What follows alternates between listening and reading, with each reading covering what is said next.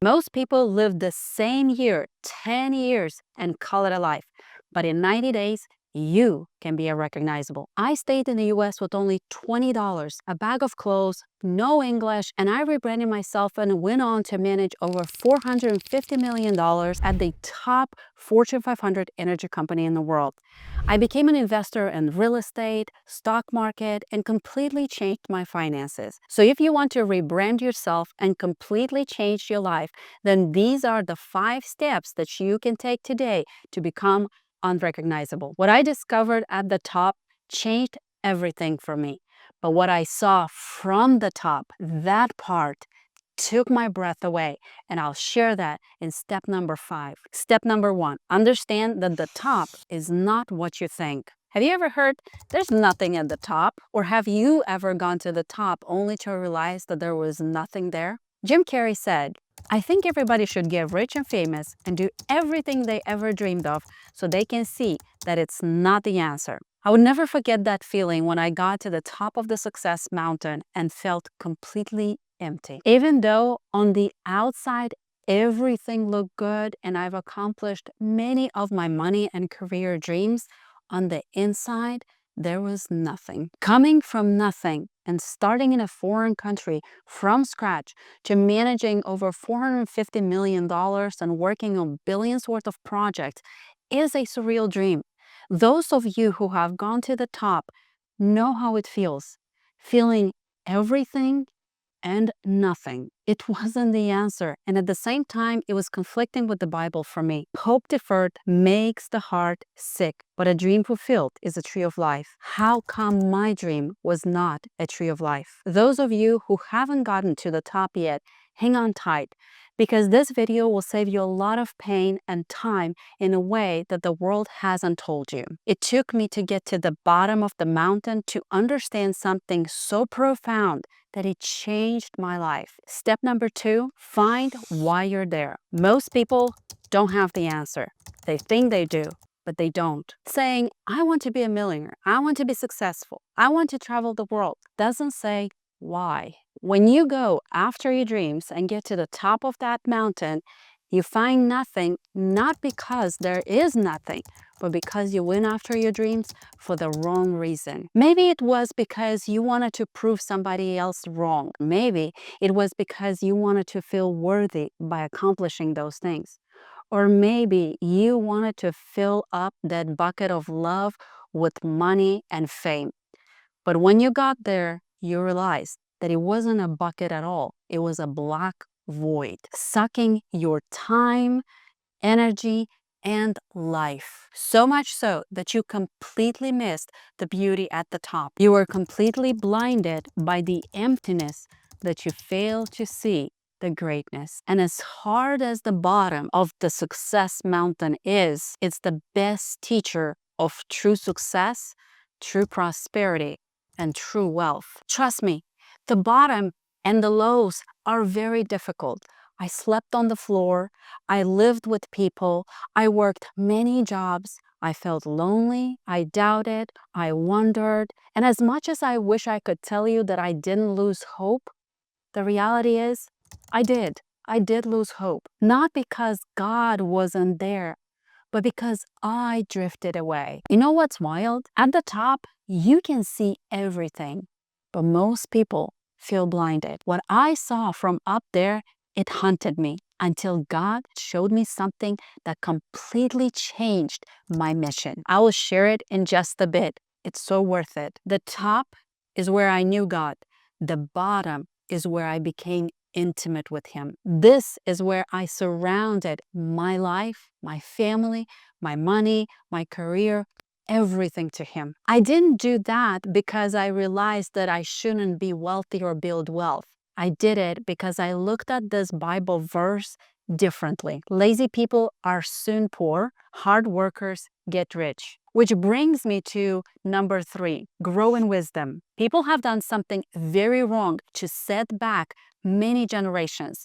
They took 2 verses from the Bible, money is the root of all evil, And it's easier for a camel to go through the eye of a needle than for someone who is rich to enter the kingdom of God. And summarized, though, into God's entire view of money. Did you know that the Bible has more than 2,300 verses related to money and possessions, which is double the amount of verses related to faith and praying? Yet, people took these two verses and have been repeating them so much that they've spread them like a plague, twisting God's view about wealth into something negative, sometimes by quoting them exactly or by morphing them into God doesn't want us to be wealthy. I'd rather be honest than rich. Rich people are bad. But is this really what a loving father wants for his children? Think about it as a parent. Do you wish for your children to be broke, struggle, barely survive? Of course not. You want for them to thrive, to live a good life, to enjoy it, to steward and manage the money and the possessions you leave them with responsibility, with wisdom. Then why would God, who loves us infinitely more, be any different? He wants us to thrive, to have a good life, to enjoy it. He also calls us to be responsible with His possessions, His money here on earth, to steward it, manage it, and multiply it according to His commandments so we can do more good in this world, so we can bring more people into His kingdom, so we can be a testimony of His goodness and His blessings and His favor and anointings in our life to others, not to be wasteful and careless with the possessions that He gave us. Remember the parable of talents where the servant that was afraid took the talents and buried them? And then the Bible said, "You wicked and slothful servant, so take the talent from him and give it to him who has 10 talents. But the other two servants who multiplied the talents they were given, they were told, 'Well done, good and faithful servant.'" God doesn't want us to hide gifts or shrink from abundance. He wants us to manage it, multiply it, and move it to make an impact in this world. So why do you let old beliefs hold you back? Why do we allow this poverty plague to keep us small, weak, and far from the purpose that God has called us to, from wanting more? When you grow in wisdom, you see through these lies. You realize that God has given you these gifts and He expects you to multiply them, not just for yourself, but to advance His kingdom on earth. That's why you hear, "Well done, good and faithful servant. You have been faithful with little, I'll set you over with much." If you were raised to believe that wealth and faith cannot coexist, and if you're ready to rewrite that old story, then comment below Kingdom Builder. If you shift your mindset from this, then your finances, your life, your spirit, it will change, and it wouldn't even take a year. In 90 days, you will barely recognize yourself. This is where your prosperous life really begins, because now you're building differently. God didn't create you to play small. He called you to multiply and impact.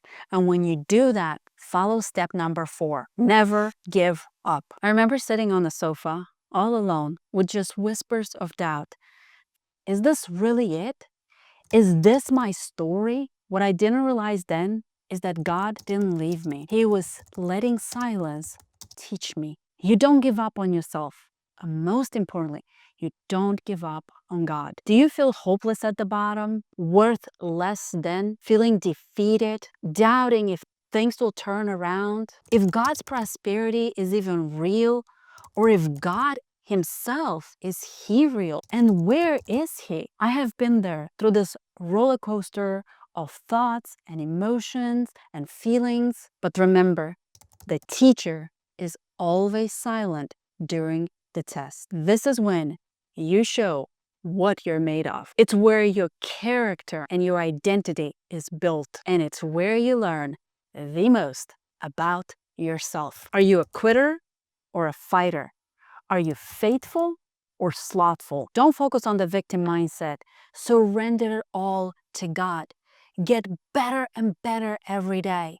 Multiply what God has given you. The Bible says, work hard and become a leader.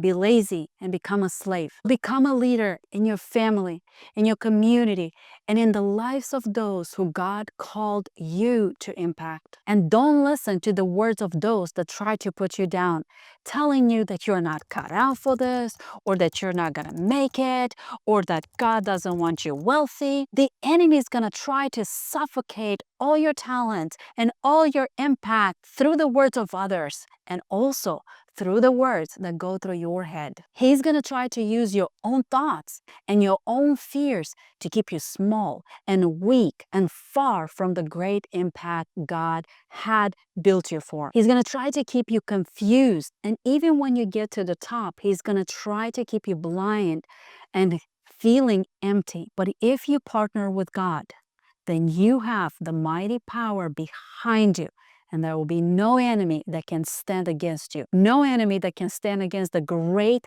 and mighty purpose that God has in store for you, which is the true reason why you are meant to get to the top. The Bible says, we demolish arguments and every pretension that sets itself up against the knowledge of God. We take captive every thought to make it obedient to Christ. That's why you make sure that you take captive every bad and defeated thought so that you can turn it into a good and prosperous thought that is obedient to Christ. You do the same with the bad and defeated things that are said to you or about you, and turn them into sayings that are obedient to Christ. If you're walking through the valley but still saying, God, I trust you, then comment below faith over fear.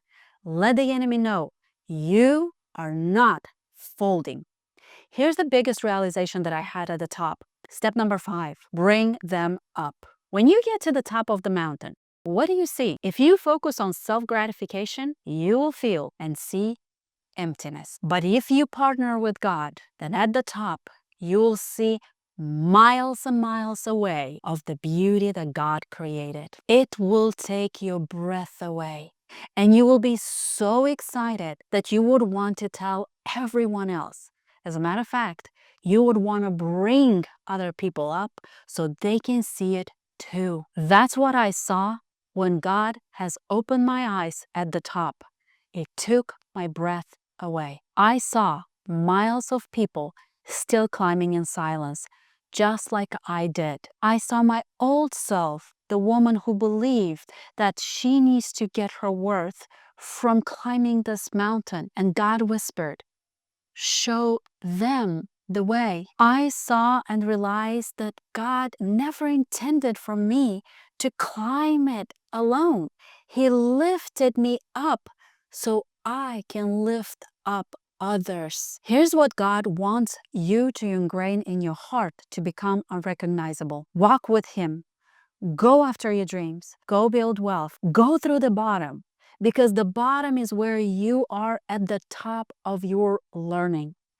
And go to the top with God, because with Him, the top is where you are at the bottom of your self-indulgence. You are meant for the top because God wants you to bring others with you to see His beauty. You are there because the generous will prosper. Those who refresh others will themselves be refreshed. If you ever looked in a mirror and said, this can be it, then this is your sign that you need to start today. You're not just becoming unrecognizable, you are becoming exactly what God has called you to be. If you know that you were not called to climb in vain, but to bring others with you, then comment below, bring them up, because that's the kind of servant leader you are. And if you're ready to walk out God's purpose, finances, and faith with clarity, I created free resources to help you start today. Links are in the description below.